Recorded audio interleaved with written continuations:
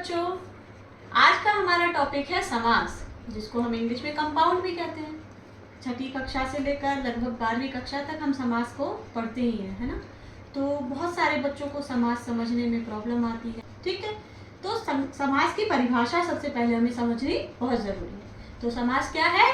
दो या दो से अधिक शब्दों से मिलकर बने सार्थक और संक्षिप्त शब्द के बनने की विधि को समास कहते हैं, या शब्दों को संक्षेप करने की विधि समास कहलाती है, ठीक है। अब समास के दो मुख्य जो पार्ट होते हैं वो हमें बहुत जरूरी है समझना। एक होता है समस्त पद और दूसरा होता है समास विग्रह।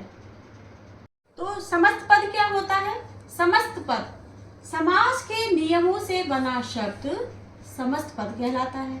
समास के नियमों से बना शब्द समस्त पद कहलाता है। जितना भी आपको एग्जाम में देखने को मिलता है, जो शब्द जो भी वो एग्जाम में देते हैं वो सब समस्त पद होते हैं, ठीक है। जिनको हमें आगे एक्सप्लेन करना है, जिसका टाइप बताना है। तो बेसिकली समस्त पद की परिभाषा क्या हो गई? समास के नियमों से बना शब्द समस्त पद होता है। जैसे समस्त पद के भी दो भाग होते हैं। समस्त पद के दो भाग कौन कौन से हैं? पूर्व पद और उत्तर पद।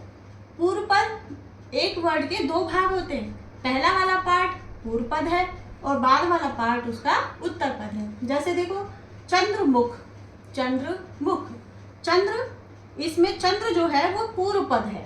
चंद्र मतलब चंद्रमा, तो चंद्रमा इसका पूर्व पद है और मुख इसका उत्तर पद है, ठीक है। तो दो जो पार्ट हैं, पूर्व पद और उत्तर पद, मिलकर समस्त पद बना रहे हैं हमारे। और समस्त पद क्या है?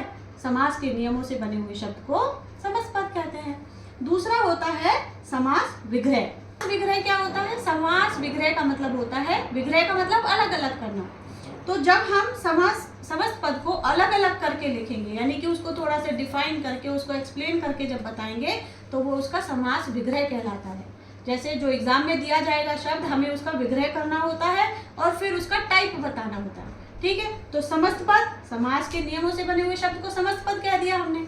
अब समस्त पद को जब हम विग्रह करेंगे, अलग अलग एक्सप्लेन करके बताएंगे, तो वो उसका विग्रह कहलाएगा। जैसे देखो, चंद्रमुख, चंद्र मतलब चंद्रमा, चंद्रमा के समान मुख, विग्रह हो गया इसका। तो विग्रह क्या हो गया?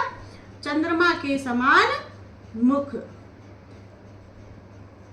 ये हमारा हो गया इसका विग्रह पार्ट, ठीक है।